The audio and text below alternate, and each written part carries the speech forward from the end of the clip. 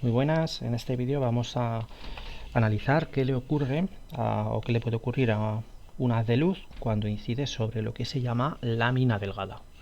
A este fenómeno se le llama de interferencia en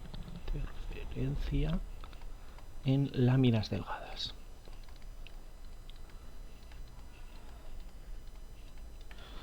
El espesor de la lámina tiene que ser del orden de lo que se llama longitud de coherencia del haz de luz, que se traduce en que tiene que ser, en principio, en general, muy delgada. Vamos a suponer que tenemos un sustrato de un espesor el que sea y sobre él tenemos una lámina depositada de otro material. Incidimos desde la parte de arriba con un rayo, con un cierto ángulo, y al llegar a esta superficie de separación, como bien sabéis, parte del rayo se refleja y parte del rayo se refracta. El rayo reflejado sigue su camino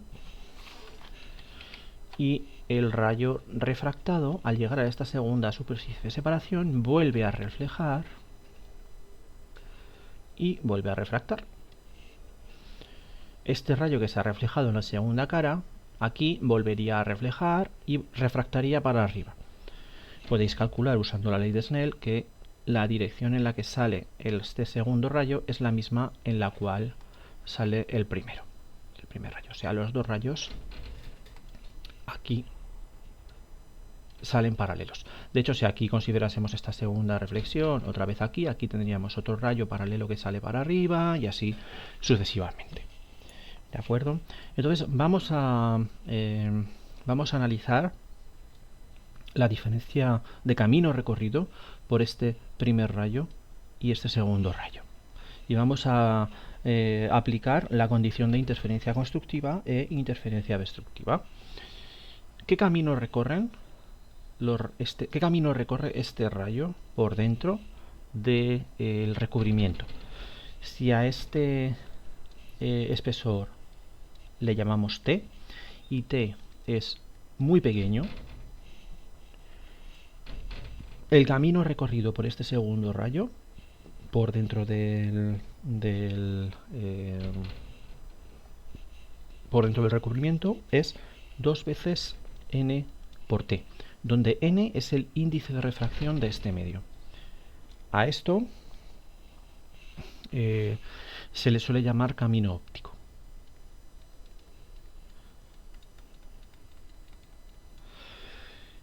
Realmente, con exactitud no sería esto. Habría un seno del ángulo por aquí. Pero si suponemos que t es muy pequeño, podemos aproximarlo por esto. La diferencia de camino recorrido entre los dos, por lo tanto, será esta cantidad. Para que se dé un máximo de interferencia entre estos dos rayos, el camino recorrido, o la diferencia de camino de recorrido, tiene que ser igual a un número entero de veces la longitud de onda de la luz incidente. Y para que se dé un mínimo de interferencia, el camino recorrido, la diferencia de camino recorrido tiene que ser igual a un número impar de veces la mitad de la longitud de onda en el vacío. Un máximo, ¿qué es? Es que para esta longitud de onda se produzca interferencia constructiva. Y para esta, interferencia destructiva. Un mínimo destructiva, un máximo constructiva. Bien. Esto ocurre si llamamos a este NI, a este NF. Esto de aquí ocurre si el índice de refracción NI es menor que N y este a su vez es menor que NF. Pero ¿qué ocurre si NI es menor que N y N es mayor que NF? Lo que ocurre es que entre estos dos rayos hay una fase, una diferencia de camino, una diferencia de fase extra. En la segunda reflexión se añade o se deja de añadir un desfase pi extra. Phi igual a pi. Si revisáis los vídeos de propagación de ondas en una cuerda, vimos que si teníamos una cuerda atada a una pared y mandábamos un pulso que iba hacia arriba, al rebotar ese pulso en la pared, volvía hacia abajo. Es decir, en esta reflexión de esta onda se producía un salto de fase de pi. Ir para arriba a ir para abajo. Pues en términos de óptica, esto sería pasar de un índice de refracción menor a un índice de refracción mayor. ¿Vale? De uno menor a uno mayor. Es decir, en esta reflexión de aquí hay un salto de fase de pi, lo voy a poner, y en esta también hay un salto de fase de pi, porque vamos de menor a mayor y luego de menor a mayor. En cambio, si se da esta situación, que tenemos el recubrimiento y luego el substrato, en este primer rayo hay un salto de pi, porque ni es menor que n, pero en esta segunda reflexión, esta que ocurre aquí, no hay un salto de pi, hay un salto de 0, porque n es mayor que nf.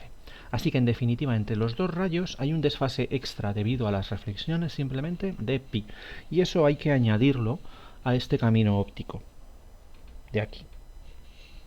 En términos de longitudes de onda, sería como añadir un lambda 0 medio. Así que el camino óptico en este caso sería, para que ocurriera un máximo de interferencia 2nt, tendría que ser igual a 2m más 1 lambda 0 medios, y para que ocurriera un mínimo de interferencia 2nt tendría que ser igual a m lambda 0. Esto sería igual a interferencia constructiva, igual que arriba, y esto daría igual a interferencia destructiva. En estos dos casos me estoy refiriendo a la reflexión. Todo esto es reflexión. Pero también es posible conseguir interferencia constructiva o destructiva en la transmisión de los rayos. Es muy similar, y fijámonos en la transmisión.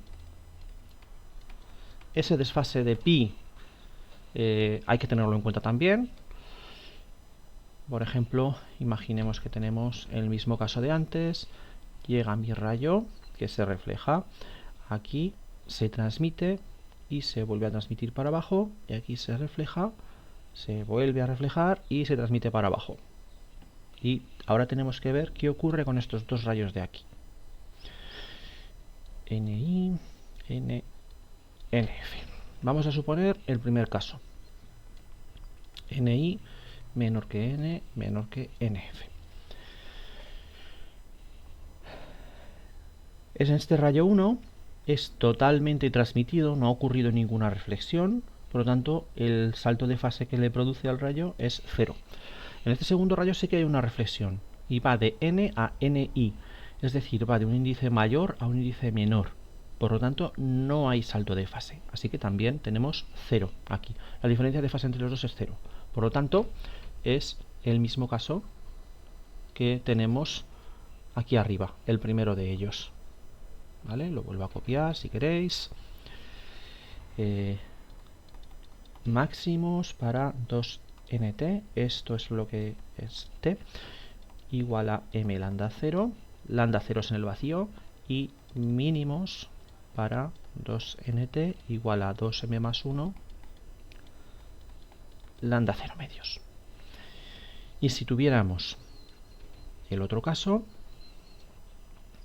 Ni, N, NF, el recubrimiento de espesor T, y tenemos lo mismo, este se transmite directamente, aquí hay una reflexión, vuelve y se transmite, y tengo que observar estos dos rayos. Este primero tiene desfase 0 y este segundo pasa hay una reflexión de n a ni, pero en este caso ni es menor que n y n es mayor que nf.